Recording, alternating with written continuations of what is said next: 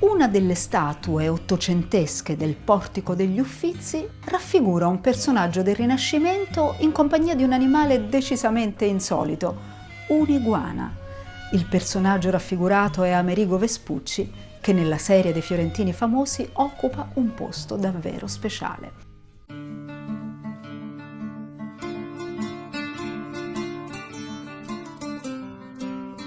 È probabile che sia suo il ritratto del giovane che compare a sinistra della Vergine nell'affresco eseguito dal ghirlandaio intorno al 1472 nella Cappella Vespucci nella chiesa di Ognissanti.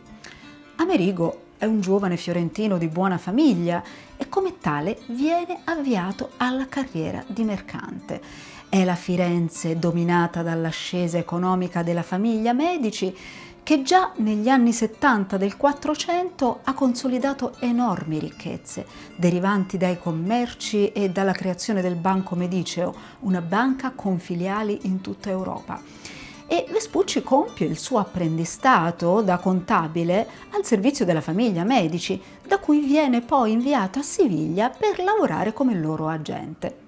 Da quel momento, è l'anno 1491, Vespucci non farà più ritorno a Firenze, ma porterà con sé il patrimonio culturale, la curiosità intellettuale, che sono proprie della sua città natale e che rappresenteranno la base dei suoi futuri successi.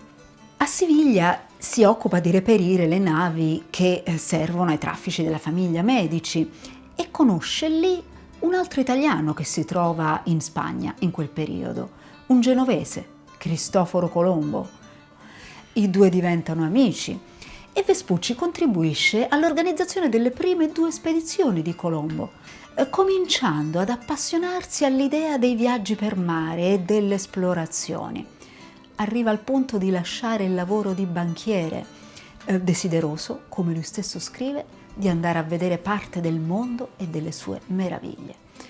Partecipa in qualità di navigatore e cartografo ad una serie di spedizioni finanziate dai reali di Spagna e Portogallo sulle rotte già percorse da Colombo, e tra queste ci sono le esplorazioni che lo porteranno a raggiungere per la prima volta la foce del Rio delle Amazzoni, a doppiare il Capo di San Rocco, per giungere poi al Rio della Plata e spingersi ancora più a sud fino alle coste della Patagonia.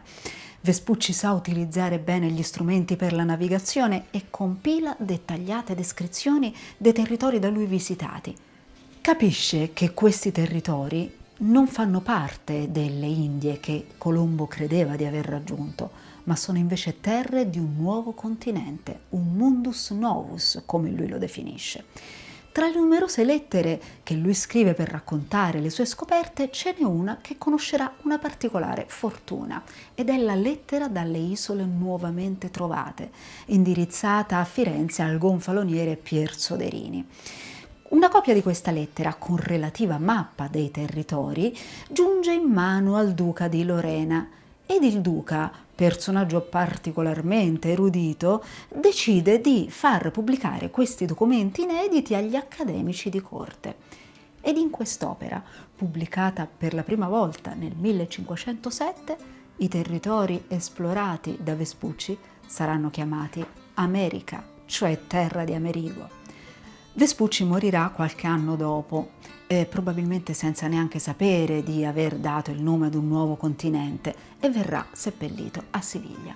E se Siviglia era stata la città che lo aveva spinto al cambiamento, Firenze era la città che lo aveva formato e da cui aveva ricevuto l'apertura mentale e la tensione ideale, grazie alle quali altri fiorentini si erano già cimentati in imprese straordinarie.